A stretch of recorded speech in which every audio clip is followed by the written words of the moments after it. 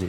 এই আসিফ নজরুল স্যারের যখন যিনি অন্তর্বর্তীকালীন উপদেষ্টা ছিলেন, জি। যে ছাগল চুরির ঘটনা ঘটেছিল, জি। আপনার নামও চলে এসেছে তার সাথে।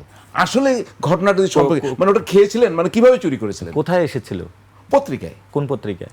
আমি নাম ঠিক বলতে পারবো না। এই যে বলতে পারবেন, মানে হলো আসলে আপনি ঘটনাটা কি? সাংবাদিক হয়ে কোথায় এসেছিল উইদাউট ইনফরমেশন বলতেছেন। না এটা না, একটা পত্রিকায় এসেছিল, আমি দেখছি। এটা জি। আসছিল হলো আপনার বক্তব্য ছিল সেখানে। এটা বাংলা আউটলুকে এসেছিল। বাংলা আউটলুক, জি, জি, বাংলা বাংলা আউটলুকে এসেছিল।